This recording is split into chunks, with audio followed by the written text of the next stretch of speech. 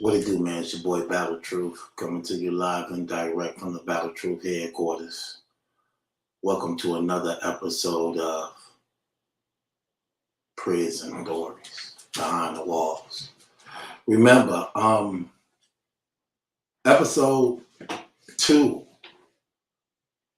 we left off, I believe it's 2. I might have messed up. I don't know what episode I'm on. I just know where I left off on. So I wasn't able to get to the board to get him a scoop on what took place with Smoke setting up 2 guys that was now 2 other guys in position in prison now. They ended up getting Smoke inside of the cafeteria while I was still yet being held in what we call PRC. And PRC is intake for when you just come into prison so that you can go through the medical procedure to make sure you don't have no diseases or things like that to before they put you into population. So Smoke had snitched on a couple guys who ended up becoming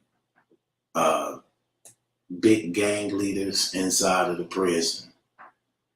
And I was supposed to get to the board to tell the board that these guys wasn't drug leaders at the time. I mean, not drug leaders. They wasn't a part of the gang at the time Smoke snitched on them. And the reason why that was so important is because these guys was now G's. And because these guys was gangsters now and had positions in the prison, they wasn't supposed to did nothing to Smoke for what he did to them under the umbrella of being a gangster, because they wasn't gangsters at the time when Smoke snitched on them. Since I wasn't able to get to the board, and since I wasn't able to get to the board, what ended up happening is they got smoking in the cafeteria. Wasn't nothing I could do, right?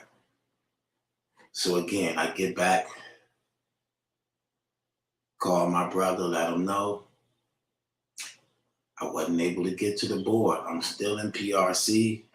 They haven't released me yet, and they got Smoke in the cafeteria. My brother mad and heated about that because Smoke, one of his generals. So he posing out all these threats and want me to be the mediator between his threats outside and what's going on in the prisons.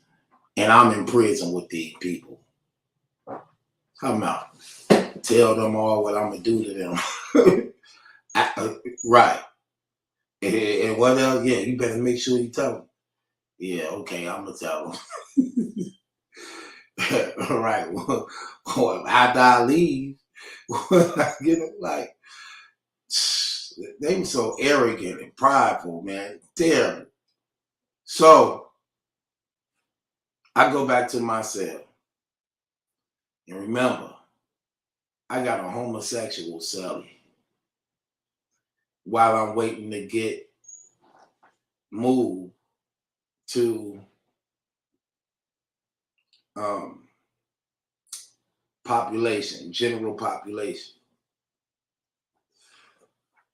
So this sucker, literally, this sucker sitting here,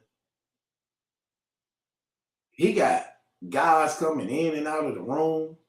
Then when I show up, people scared and acting like, you know, I'll let you later, man. So I tell the dude, like, hey, man, you don't be doing none of that stuff up in this room, dude. He like, no, I don't do that. I say, right, man, like, don't do that in the room. Go find some other place where y'all can do that type of stuff at, man. Real talk, because I don't want people getting the wrong idea, and I don't want that stuff going on around me, right? He like, I can respect that.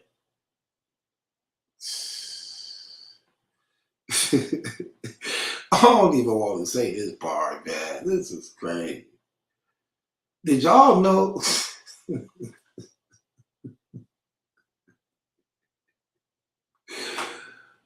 Did y'all know these homosexuals in prisons, they dush? You know, like women, like women dush. They dush. They flush themselves. You better not, Israel. They flush themselves, like literally flush themselves. Flush themselves, like they give themselves enemas. Real talk. They be using the spray bottles to do that type of trash, right? Disgusting.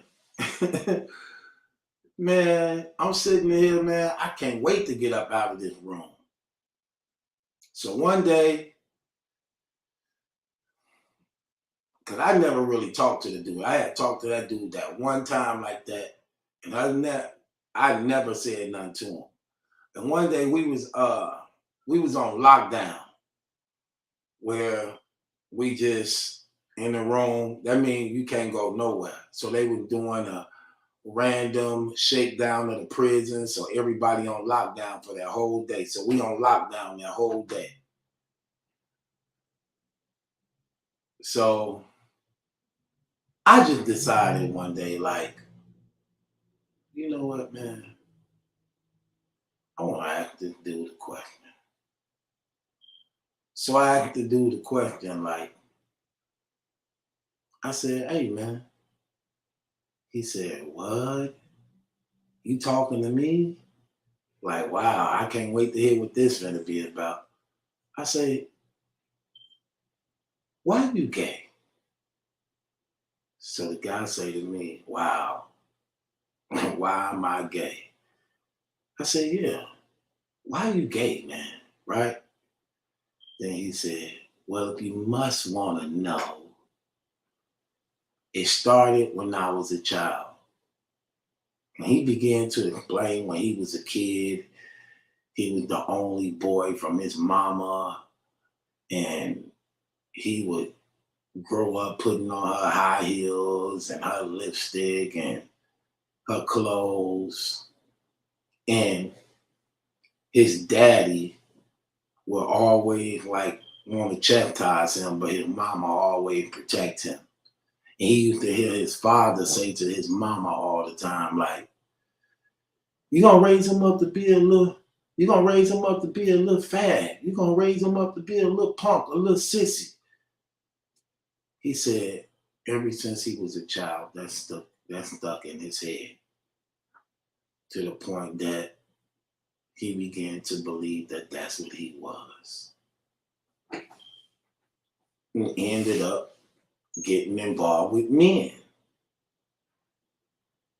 Now, I'm like, I guess.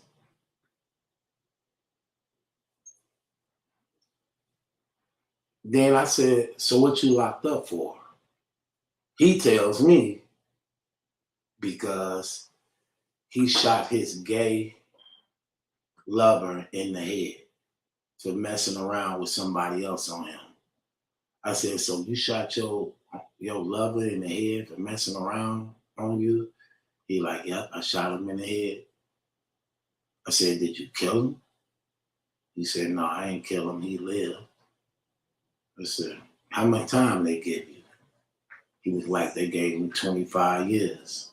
I said, so you doing 25 years because your lover was messing around with somebody else and you shot him in the head? He's like, yep. I was like,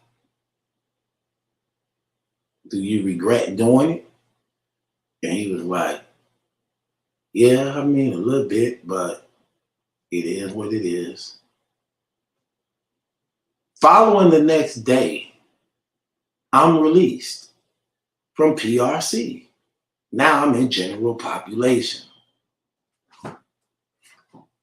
So they tell me where my room at in general population. I'm so happy. I'm like, yeah, you know, I'm out that room with that homosexual. Now I'm going to general population. I get to general population. They put me in a room with a big white biker boy dude. He was an artist. He painted and like drawing a lot. So I get to the room with him and he like, what gang you in? So I tell him what I am. I tell him I'm a gangster. So he like, oh, okay. Yeah, I like gangsters. I know some of your people. You know, speaking about, not in a racist way, but speaking in a, you know, a gang way. Like, yeah, I like the gangsters. I know some of your people. He get the name and a couple people asking me, do I know them? So me and him, Sully's.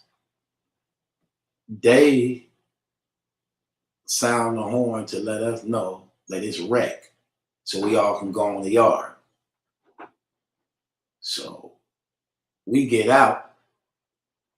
I go to the yard to meet up with the rest of the gangsters and stuff. You know, I'm a general population now, so everybody outside for wreck. So I'm going to meet, you know, the family and stuff, and then, you know, check out the board, even though it's too late because Smoke already got caught.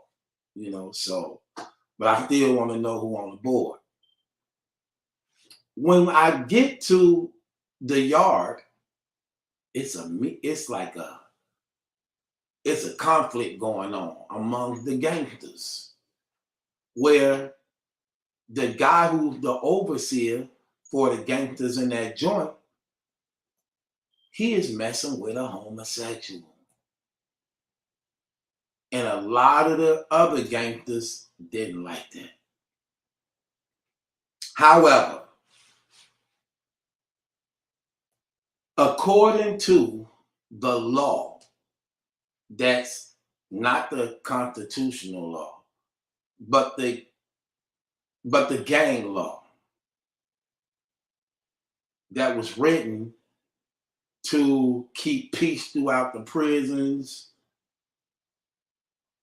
among the gangsters and on the streets, because that's where our literature and laws come from. They were written in prison by the leaders who was in prison. And in these laws, one of the laws state that you cannot participate in any homosexual activity unless you're over the age of 25 and it's consent. This was written by a lot of the guys who was in prison, probably for the remainder of their whole lives, because those are some of the things they may have participated in. But they had it structured to the point that you had to be over the age and it had to be consensual. So the guy who was calling it over the gangsters, he's over the age of 25. Him and the homosexual relationship is consensual. So by law, he is not in the wrong. However,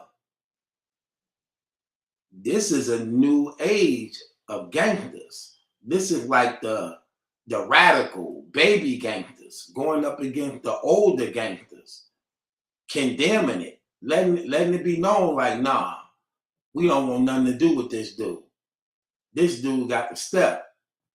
And remember, he the leader over all the gangsters in the joint. He have the power. He have the power to do hits and get people dealt with on his command. While this meeting is going on and this gathering is going on, he not there. I'm asking people like, who is K-Town? Who is K-Town? because that's what they were calling him, K-Town. Now, for a lot of people who don't know, K-Town is a place in Chicago. It's a place in Chicago, so they called this man K-Town because he was from K-Town. So they having this meeting without his knowledge, and then when he finally come on the yard, he come on the yard holding the hands with the transgender dude.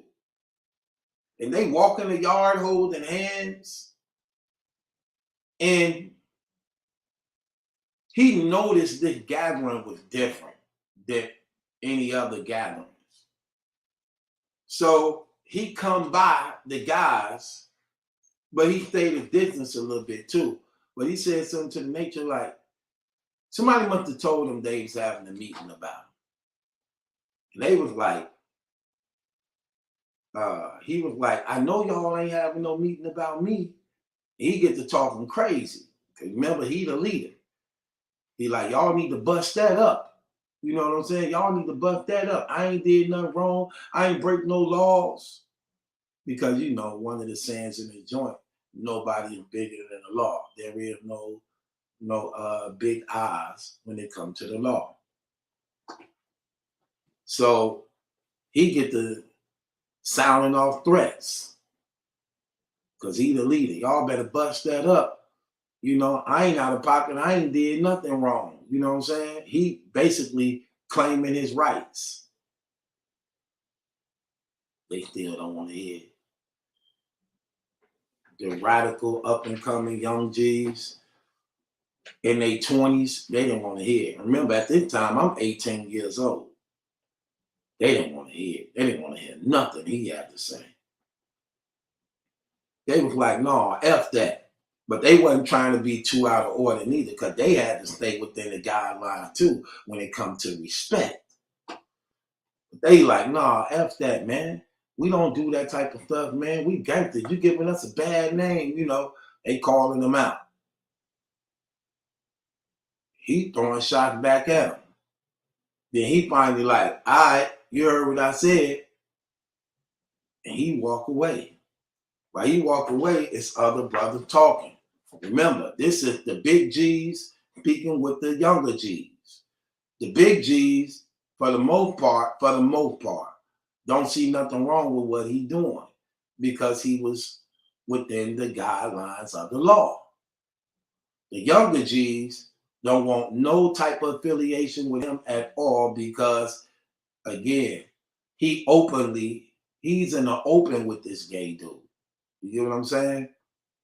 So the older dude's like, well, what y'all basically trying to do? The man ain't did nothing wrong. He ain't out of pocket.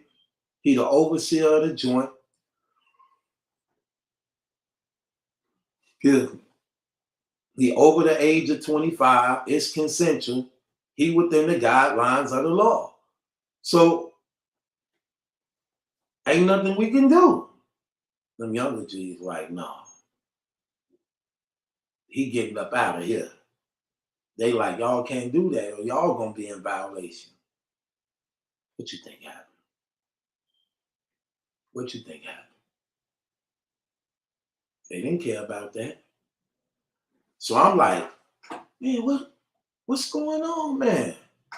They like, yeah, that's K-Town. That's the leader of the gangsters. He messing with the homosexual, and a lot of brothers mad about it, and they want him to step down from being the leader and, you know, remove himself. But K-Town ain't gonna do that because he liked the power. He liked the fact of knowing that, you know, he called shots. So I'm saying to myself, like, dang. Remember, this is my first day in population. I'm like, dang, this is what I was seeing on all the movies, man. This is my first day on population, and already the joint is about to go up, man. We got the big gangsters against the little gangsters, and the leader of the gangsters messing with a homosexual. I'm like, dang, this is gonna be crazy. What I'm supposed to do? Whose side I'm supposed to be on? officers see it's a disturbance. So the officers come out and they yell from the gun towers, hey, y'all bust up that crowd. Y'all bust up that crowd. People going their way, posing threats and things like that, letting it be known. Oh, you getting up out of here. You getting up out of here. So then I'm talking to some of the brothers that I know personally from the county jail and from the streets and people that I met while I was there who was in PRC with me. So I'm like, so he was messing with a homosexual? They like, yeah, they want to bring him up on charges. They like, yeah, they want to bring him up on charges for messing with the homosexual. Cause he be out there eating pizza with him, popcorn with him, ice cream with him. Because at this time in prison, we used to have these shacks that would be outside while we was on the yard. And in these shacks, they would sell, it was like a commissary. It was like a commissary place where you can go to this shack and they had all type of stuff you can buy from commissary and things like that. So you can get a pizza, you can get ice cream, you can get sodas and all them things, take pictures. But that's what he was doing with the homosexual. And a lot of brothers didn't like that because they figure he was catering to the homosexual more than he would his own brothers, spending money on him and things like that more than his own brother. He like really walking around like he in a relationship with this homosexual, that, you know what I'm saying? And at the same time, thinking he can still call it over the gangsters because he's in the guideline of the law. Well, that night, those little G's end up getting hold of him. And they beat that man. I don't know if he died. They beat him half to death, though. They beat him up so bad they had to fly him out of the prison on from a helicopter. And the name of the helicopter is called Flight for Life. It's an emergency helicopter that transports you to a nearby hospital because you can die if you don't get there in time. He never returned back to the prison. We don't know if, I don't know if he died or not, but I know they got him out of there. The next morning, when I'm out and rumors going around the prison, what happened, and everybody talking about it, like, man, they got K-Town, they got K-Town. Who got K-Town? The little G got K-Town, man. They beat him half to death. They got him up out of there. And another guy was put in position to be the leader of the gangsters and the leader of the folks. And as I was walking down on my way to my cottage, my unit where I was stationed at, guess who I see outside in PC playing ball? PC, not PRC, but PC, protective custody, not process receiving, but protective custody. Shooting ball by himself. I see Smoke. I'm like, there goes Smoke. It's my first time seeing him since he been jumped and everything.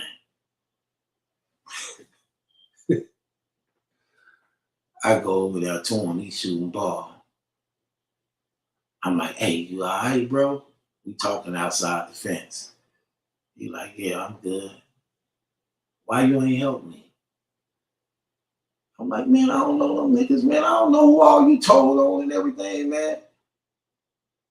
He like, we from the same hood. We from the same squad, man.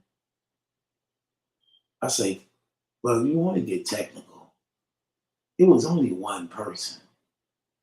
It was only one person that was jumping on you. You should have fought him back. You didn't even fight the man back. How I'm supposed to help you? You won't even help yourself. Help yourself. I'm not why I ain't help you.